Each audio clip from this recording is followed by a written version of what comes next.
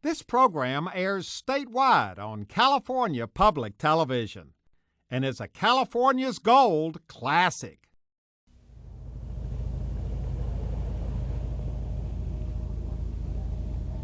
Hi, I'm Huell, and right now we're on a boat here in the Ventura Marina heading out to sea.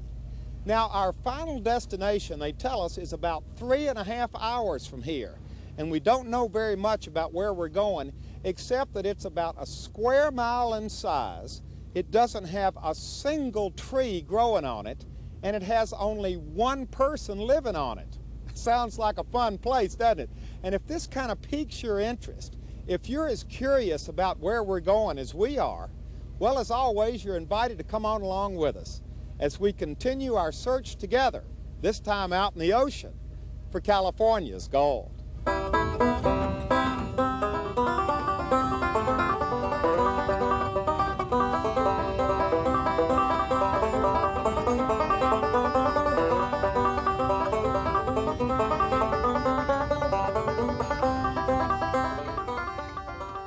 When we first spotted it, it was cloaked in kind of a gray mist. And as we got closer, it appeared even more barren than we had anticipated. 38 miles from shore and the smallest of the Channel Islands, Santa Barbara Island is pretty remote. Now, it's part of the Channel Islands National Park, and we'd been invited out for a couple of days to get a tour of the place. We were met by some sleepy-looking seals and by Ranger Beth Fulsom, who's the only full-time resident out there. In fact, the island is so rugged that just getting unloaded and on shore is a big production. But once on shore, we were anxious to see just what this place was all about. Good morning. Hi, good morning. I'm Huell. Hi, Huell. I'm Beth Fulsom. Nice to meet you. Nice to meet you. You're We are welcome. finally here. It's kind of a chore just to get off the boat onto the island, isn't it? It is. That's the hardest part.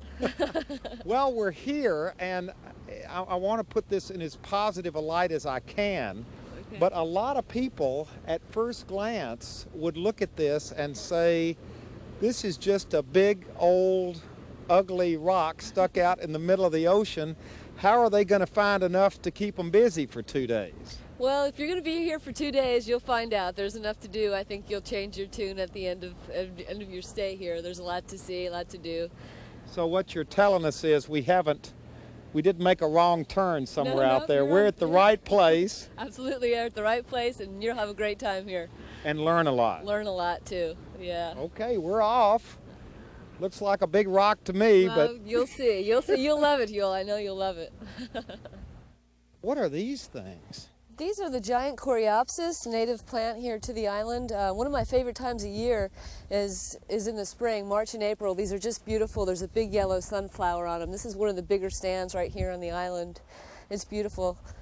Well, we missed the sunflower. The sunflower effect. Right. Does this island change much from season to season as far as what it looks like? Yeah, it really does. Like I said, it's really beautiful in the spring because you have the gold fields and you have the Catalina tarweed along with the giant coreopsis in bloom, and it's just like a big hillside of gold. It's beautiful. And it gets brown in the summer. Dormant, yeah, they turn dormant and then they'll come back again in the spring after a good rain. But I mean, looking out over here, in the spring, would there be other flowers, other colors here? Yeah, there's a few. There's, you know, some purple and some blue, some white. Yeah, there's all different kinds of flowers. We have a pretty good variety, about 200, I'd say, flowering, small and large. Really? Yeah. But no trees? No trees. I thought you said this whole island, I thought I'd read somewhere where this whole island was a square mile. Here's the sign. Elephant Seal Cove 1.7 miles, Signal Peak 1 mile. Right. Where's all this distance coming from? Well, it's up and down. It's a little big island. It's got some elevation to it, so you'll see. So it's deceiving. It is deceiving. It's not flat by any stretch of the imagination. It's a good hike no matter where you go. And what a view. Yeah, it's beautiful. You know, a developer would love to get hold of this land. Well, that's why we have national parks. I can see the condos going up now. Oh, no. I don't think so. Yeah, this is one of my favorite spots of the island. Up here, because of the elevation, you can see both sides, east and west of the island. get a view of the ocean on either side. Oh, wow. This is magnificent. Yeah, it's beautiful. I like to sit here and watch the sunset at night. It's really pretty. Now this just sweeps down onto the flatlands down there. Right, this is Webster Point. This was a well-known fishing area 100 years ago or so. It was a good abalone spot because of the big kelp beds. How did this island get here? Well, unlike the northern Channel Islands, which was believed to be part of the mainland at one time, this was formed from a volcanic eruption underneath the ocean. So it's basalt, and the tectonic plates shifted and formed these different elevations of the island here. So this is an extinct volcano out here? Yeah. I mean, is that what we're looking at up there? There's no tubes or any volcanic tubes or anything left. Like I said, just occurred from underneath the ocean and formed what we have today. Right. Boy, I tell you what about this place. When we started, it was hot. I know. Now it's time to get our coats on. Now it's really gotten very windy and very chilly up here. Yeah, we're on the other side of the island. The predominant winds are northwest, and we're pretty secluded on the east side. That's why the house is over there. Is that a fishing boat down there? It's probably a good chance it's an urchin vessel. There's commercial urchin people that work out here, dive for urchins, sea urchins, and sell them in LA, San Pedro area. And look at the spots of sun coming through out on the ocean. Isn't it pretty? Yeah, I've been waiting to see the green flash. I've never seen that. I'm sitting here every night watching the sun go down. And seeing the what? The green flash. You've never heard of that? It's just, no. For a brief second, they say that there's a green flash right as the sun sinks down in the evening. Really? It's not just on this island. It's this a sounds known like fact. a story you tell people from the mainland. Go up there and sit on top of that hill tonight and look for the green flash. No. It's true. It's true. I haven't seen it yet, but I'm waiting to see it. Now this is where we're going? Yeah, we're going to go up to the top of Signal Peak up here. Okay, this is the highest point on the island. Right. This would be the southeast end of the island now. We're walking south. Well, we've still got a little ways to go, and there's somebody walking up here. Right, that's one of our researchers. He's studying the vegetation here for the next couple days, so we'll be able to talk to him. So he's up here doing what? He's looking for a certain particular grass that he's studying. We can talk to him up here. He'll tell us more look at all these birds up here. They are really circling over us. He must be near a nest. They're not going to come down and attack us, are they? Well, they might. Every now and then they've been known to. During that time of the season, when they come down, they'll hit you with the tip of their talons there. Really? Yeah, they do. Well, we're going to forge ahead, gulls or not. That's right. Howdy. Hi. How you doing? I'm Huell Hauser. Hi, I'm Gary Allen. Nice to meet you. Nice to meet now, you. what are you doing out here on this island? Well, I'm doing research on the Channel Island lotus that occur out here on all the Channel Islands. The Channel Island lotus. Right. And it's commonly called bird's foot trefoil because the leaves look like the three toes of a bird's foot. Ah, and they're found only on... There's several different species, and one of them is quite widespread. And it's found not only here on Santa Barbara Island, but on several of the other Channel Islands. There are also other lotus that are restricted to the Channel Islands, and I'm also looking for those on different islands. So you're just out here nosing around looking for interesting plants and flowers. That's right, yeah. Now, is this something that, what is your science? Well, I'm in botany. I'm doing graduate work at the Rancho Santa Ana Botanic Garden in Claremont, California. And this is part of my PhD dissertation. So for somebody like you, let's get a view of where this guy's doing his research. Look at this. This is a great place to come to do your work. It's just fantastic. It's just, you've got everything here, the scenery, the plants, the quiet, nice people you run into, and it's just fantastic. Do you find plants out here that you wouldn't find anywhere else? Sure. Each of the islands is in fact unique floristically. So there are plants found on the islands that you don't find anywhere else. Yeah. And they differ from island to island as well. Well, have you found what you're looking for? Not yet. Beth, come here a minute. He can't find what he's looking for. I recommended we go up on the top of Signal Peak there. There might be something on the other side facing Sutil Island. We'll check over there. Do you know every flower, every plant that's out here? I don't. Not the common. I mean, most of the common names I do. I'd be hard pressed to cite all the scientific names. Have you ever heard of this one before? What is it again? Lotus. Yeah. This is Lotus argophyllus. Lotus argophyllus. I've heard of it, but when he described it, I think think I'd be able to find Well, some. tell me, I'll help you look. Let's walk up here. What are we looking for? Well, it's a low-growing shrub, only gets about maybe half a foot high at most, sort of mat forming, silvery green leaves and yellow flowers. And what are you going to do when you find it? Well, when I find it, I'm going to take leaf samples, and then I'll take them back to the lab, and I'll be running DNA analyses on these plants to see how closely related the Channel Island lotus are to the mainland species of lotus. Sounds rather obscure to me. A little bit. It gets somewhat technical. I appreciate what you're doing. I guess you're used to this, aren't you? Yeah, this happens all the time. There's always something new going on out here. A new species of plant is found almost all the time. And look at these gulls. They are still circling overhead. You've heard to beware of the gulls, haven't you? Oh, sure I have. I've been looking out for them the whole time. Okay, well, Beth and I are going to continue our tour. We're going to leave you up here looking for your lotus argophyllus. Right. We'll see you back at the camp tonight. All right. If you're not back by nightfall, sunset, come looking for me. We'll come looking for you. Good luck. Okay, good luck. Right. Oh, wow. Now, is that rock considered part of the island? It is actually on the navigational charts. It's named Sutil Island, so it's a rock in itself and part of the island, right? Now, what's over there? There's not much that a lot of birds nest on the island. A lot of cormorants on the top of the island.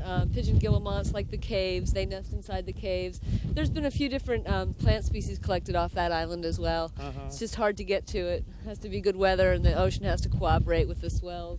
Now, here's our old friend, the jumping cholla cactus. Jumping cholla cactus. Right. And it is a nasty looking. It is. If it gets on your shoe, like you might have one like that one on your shoe right there. The Oh, wow. The only way to get that off is with a comb.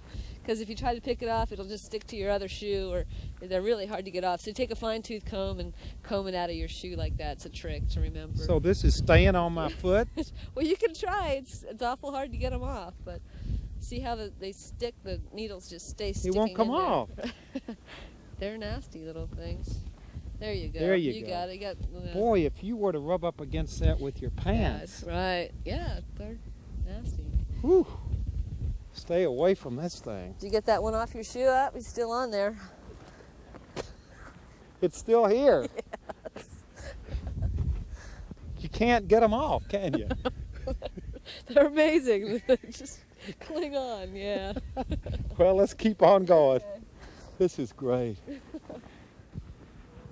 Now, these cliffs don't look too user-friendly. No, they're not at all. That's why we advise people to stay on the designated trails and don't get off near the edge, because they're very crumbly. It's mostly sandstone, and it gives way easily. Yeah, so you don't really want to go to the edge. No, I don't, thanks. Yeah, you can see the sheer cliff over there, how steep and narrow that is. Yeah. How did anybody ever get on the island? There are not very many points at which it's accessible, are there? No, there's not. Actually, just the one landing there at the landing cove where we came ashore earlier, and on Webster Point, I think there was another place where it's possible to land over there as well. Yeah. So just the terrain of this place has kept it isolated. Right, exactly. The pinnipeds love it, you know, the sea lions and the harbor seals. Great place to haul out, and they're virtually excluded from any kind of human disturbance. Okay, here we have a gull nest right here. Usually their territory is about 20 feet. That's about as wide of a range as they'll go once they hatch, the young hatch. And it's actually a fallacy. You can pick them up, and the mother will return to the nest. And what we do, we'll come out here and we'll measure the distance apart. Usually they come back to the same spot almost every season. And you can tell, same gull will come back to the same nest? Relatively, yeah, real close of the same, you know, proximity. You can tell which egg was laid first, which egg was laid last. Usually at least two of the three will make it as far as, you know, being hatched in this location. But the more squiggly lines you can see, you can hold that one. That's probably the last one that was still warm. The mother probably is around here watching us, and as soon as we leave, she'll come back and keep them warm. So you do research on all this out here? Right. Actually, we have seabird, you know, biologists that come out and do this. They'll, like I say, pretty soon they'll put stakes up and a letter and identify all the different nests. Well, one thing we found out about Santa Barbara Island, the gulls love it out here. The gulls love it. This is a gull paradise out here. Look at this. As far as you can see over here, they're gulls. They're just everywhere. Actually, there's all kind of life on the island. On the shoreline, there are thousands of seals and sea lions. Lots of brown pelicans here, too. And during our walk, Beth and I came across a couple of guys who were studying bird life. And they showed us something we would never even have noticed. A nesting Xanthus murrelet hidden in the brush. Now, there are only 2 animals living on the island. First off, thousands of island night lizards hidden in the brush and under rocks. They come out only at night. Besides the lizards, the only other animal and the undisputed champion as far as sheer numbers are concerned goes to the Santa Barbara Island deer mouse. At last count, there were estimated to be over 160,000 of these cute little critters living here. We couldn't show it on the air, but last night when we were staying here, these little mice are everywhere. Scampering around all outside the doors and windows, crawling up the screens, and they're very abundant. Well, they're the cutest. Look at these little things. Look at them. Really cute little mouse. Big eyes. Isn't he cute? Yeah. Well, let's let him go. Right. Let's turn him loose and let him go back where he belongs. Out with his family members. There he goes. There he goes. Safe and sound. You know, on the range of park jobs, this assignment out here on Santa Barbara Island has got to be one of the plum assignments, isn't it? It is, yeah. It's rather isolated. It's one of the most isolated jobs in the National Park Service, but I mean, it's so beautiful. How many people can wake up and have the ocean view that I do right here and be able to take a hike or go out in the boat or do some diving, contact really enthusiastic people that come out here.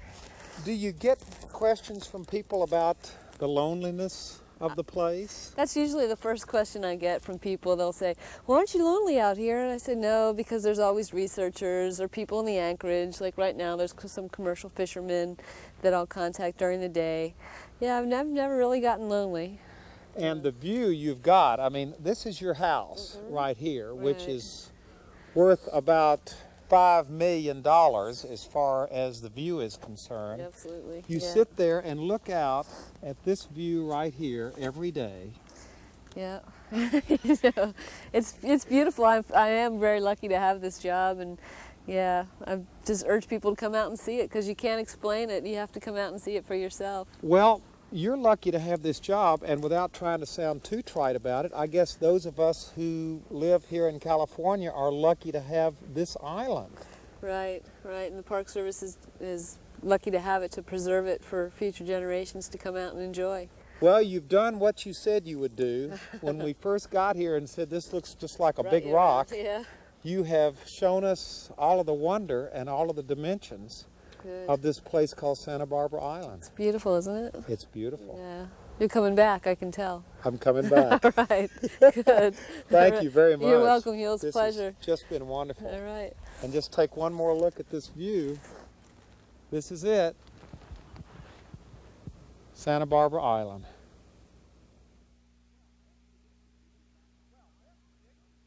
Well, Beth predicted we'd be back on the island for another visit, and she was right. But this time we were there for a family reunion. You see, back in 1914, Alvin Hyder of San Pedro leased the island from the government and moved out there with his wife and children. Soon they were joined by Alvin's 2 brothers and their families. Now this was something because no one had ever lived on Santa Barbara Island. Even the early Indians and later on the fishermen and seal hunters stayed there only for very short periods of time. To eke out a living, the Hyders imported horses, mules, rabbits, ducks, geese, turkeys, and chickens. They grew hay and raised sheep for wool and meat. It was a tough life, total isolation, hard work, completely lacking in conveniences. But the Hyder family lived on the island for 9 years before finally moving back to the mainland. That was in 1923.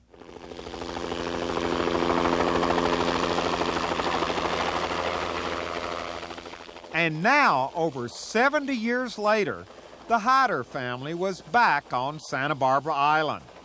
The guests of honor, flown in by helicopter no less, were Buster Hyder and his sister Nora, who grew up as small children there.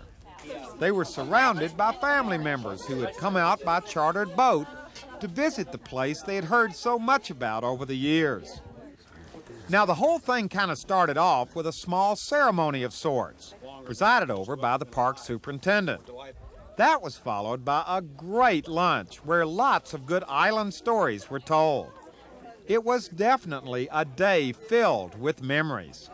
Tell me about the wind out here. Squalls. Squalls? Yeah, you know, a great big squall would come. You could hear it coming over the top of the island and hit the house. And he had big stakes on each end of the house so the wind wouldn't blow it over in the ocean. Really? It was that strong? Oh, squalls would come over there and the chickens and everything would go out in the ocean, and he'd get in a skiff and go out and pick them out of the ocean. So the wind would blow the chickens off the island? Yeah. And ducks. They'd swim. They swam pretty good. And you didn't ever get blown off, did you? no. Our mother wouldn't let us down on the wharf at all, unless she was with us. Well, the more stories you tell, the more it sounds like it was really an adventure from day to day. You never really knew what was going to happen next out here, did you? That's right, that's right. And you didn't have to go to school. My mother, she didn't know much more than we did. Well, how did you learn how to read and write and all of those things? Well, we'd go in sometimes, and I'd go to school for a few months, and then we'd come back again. No, the truant officer never came on after you out here? Oh, they were always after us. They'd call up and want to know where Buster Nora was. But they never came out here looking for you? No. They couldn't catch us here. But it was nice. Yeah. I think back, at the time you don't think much about it, but when you get older you think of the times you had on the island and all that. We go out and look for water, think, oh, if we could just find the water, you know, and wouldn't have to haul it. We'd dig little holes and try Looking to find for water. water. Did you ever find any? No. No. So the only way you got the water was either to bring it on from the mainland or catch it when it rained out Yeah, here. from the roof. It had, what do you call them? The gutters. Gutters. And then he had a cement reservoir right next to the house. And then he had a big cement reservoir up on top of the hill for the animals to drink out of. That all sounds very exciting to me. It was. When at that time, I didn't think much about it, but now I think about it and think, oh, I'd like to live over there again if I had the way to, you know, get back and forth. Yeah. Well, there's plenty of real estate out here. Just talk to the Park Service people about it. Yeah. Couldn't we sneak on? I'm kidding. Al Hyder would be my great-grandfather, so I'm fifth generation. Now, is there a real sense of pride in the Hyder family having been pioneers out here? Oh, yeah, definitely. I mean, all my life growing up, just heard my grandma and my Uncle Buster talk about living on the island and being the first people to bring sheep here, and been hearing about it all my life. Now, have you ever been out here before? Oh, no. I tried to get out once before, and we couldn't dock. The ocean This is was your too first time here? Yes. Tried once before, like I said, but the ocean was too rough and we couldn't land. We had to turn around and go back.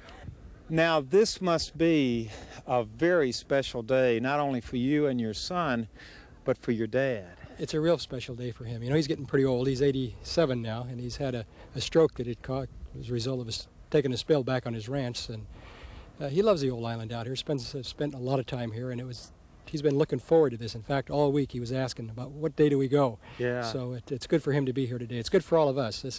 It's a kind of a return for me. This was kind of a childhood playground, if you will. What do you mean? You mean you came out here? Well, yes, during my grandfather and the settlement that they had here was gone by the time I was born, of course. But we fished this island all the time. My father had a sport fishing business. In the wintertime, we'd fish rock cod off the island, or bring fishermen out, and they would set me ashore, and then they would go fish, and I would play on the island, and I would explore caves and climb over the hills, and so there's a lot of memories here for me. So you're carrying on the tradition that your father, Buster, started. Kind of that way, yes.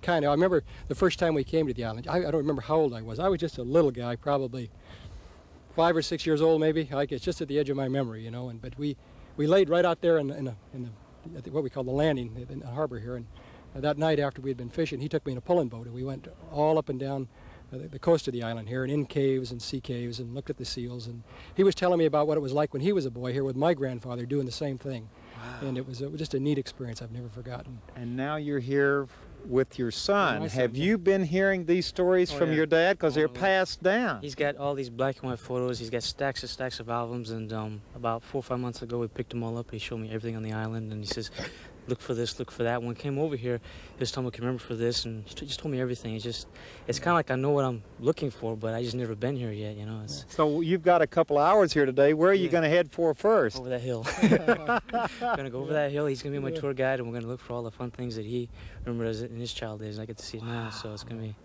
a lot of fun. What is it about the Hyders and Santa Barbara Island? You keep coming back. Well, I don't know. I guess it's because, you know, my grandfather had a lease on this place, established a little settlement here long, long ago. And there's lots of roots here for the family. There's a lot of tradition, family traditions and heritage right here on Sutil Island.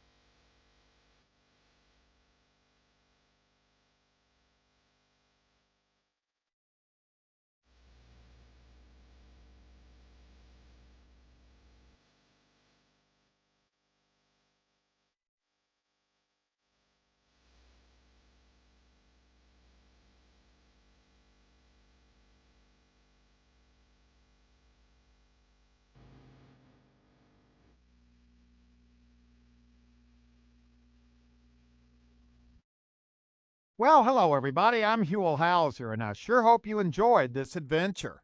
If you'd like to see it again or share it with your family or friends, all you have to do is call 1-800-266-5727, and we'll be glad to send it to you right away.